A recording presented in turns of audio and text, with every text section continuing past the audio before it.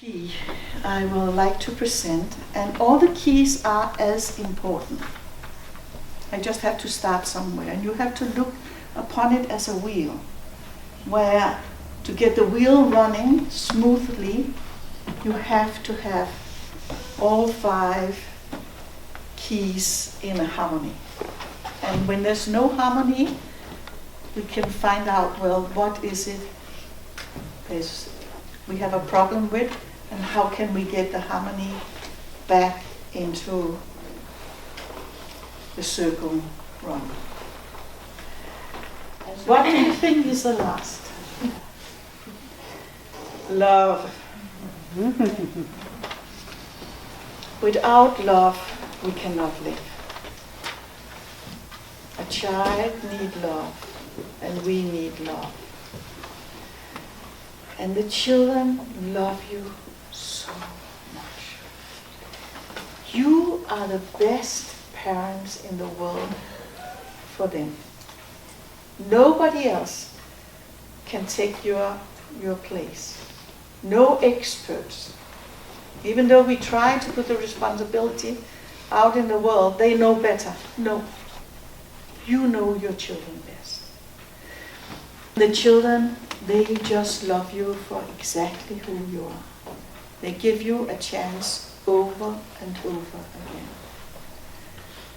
But with this love also comes a responsibility. A responsibility that you carry the upbringing of the child. The child is not a little adult. It's not your friend. It is your child. And you have to guide the child. So the child needs that you show the way. They need that you say no when it's needed. With love, not with power. They need that you set borders. That you are the one who are still there even though they fight against you and have traumas and are spitting and screaming on the floor. You are still there. And you love it, no matter what. That is one that you dare to trust. If you don't do it, they will try you more and more. They need the borders no matter what. We have a very special, in Copenhagen where I come from, there's something called Christiania. It's a free city, which is sort of a state in itself. And the upbringing for many of the children, it started in the 60s, was very, very hippie-like. And there was no borders. The children were sleeping wherever, and they were taken to wherever. And nobody really took real responsibility because children can bring up themselves. And there's just been a fantastic documentary with children who have been brought up on Christiania. And they all are so faithful to Christiania, and they understand with an adult mind that their parents were experimenting life, but they all have huge problems because they never learned limits, and they had to be responsible themselves. They had to find their way themselves. It was 10 people who were sharing with love about their upbringing, and for all of them it has been such a challenge to be parents because they don't know how to treat their children. They don't know how to set boundaries. They don't know themselves to set boundaries. And that was very, very strong to hear about. What does it mean? Because it's seldom you hear from people who have been brought up in totally freedom, so to speak, freedom, do whatever you want, and how painful it has been for them. And I think we often get in a little the same situation nowadays because we often don't like to set borders for the children. And often when I am around on my travel and ask the teachers, what do you see as the biggest problem with the children and the parents? Mostly they say, the biggest problem is it's not the parents who runs the family, but it's the children. And that's a huge responsibility to carry as a child. So I think this to go into ourselves and ask ourselves, do I set the rules in our family? Do I have discussion if I have a partner about, where is the limit in our family? What is our moral? How do we speak with people? How do we speak about people? How do we take choices? And so on.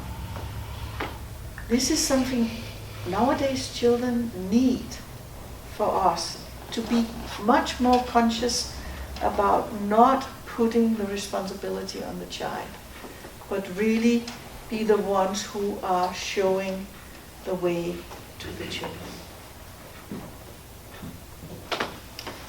So we have sleep, movement, nutrition, rhythm, love. And in a way, this is so simple. It's just so difficult.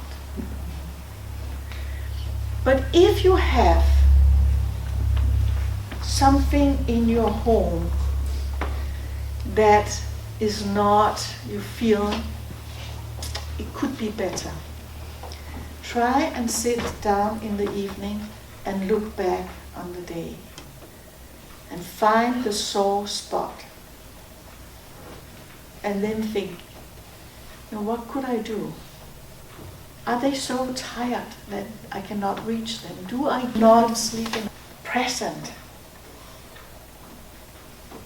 That's why they have to search borders just to make me awake and say, I'm here.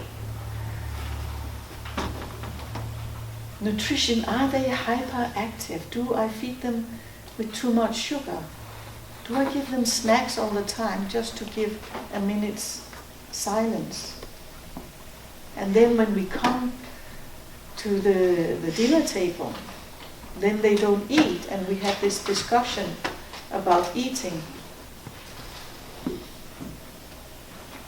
So by having those 5 very basic things, you can actually go in and change a lot in your daily life, so you can accommodate the need of the child much better, but also you can grow because you become conscious about things that are missing or done less hensigtsmæssigt. Purposely. Huh? Purposely. Purposely, yeah. So that was what I would like to share with you now. And then I think we will have some time for questions, if you have any questions. And before we go to the questions, maybe I will just say that I have a homepage, slowparenting.dk, that you can go in and submit, and I make newsletters for free every second week about a subject, and there's a blog if you want to share. And there's also selling my books as e-books. And today I have just 2 of these. I have given them away, but this is just for you to see 5 golden keys that I've written a books, but many fall asleep when they read, so but it's still here. And then I have the book In the Garden, To Play is to Learn, because we really have to get the children out, and we have to see what huge benefit the children learn from being outside.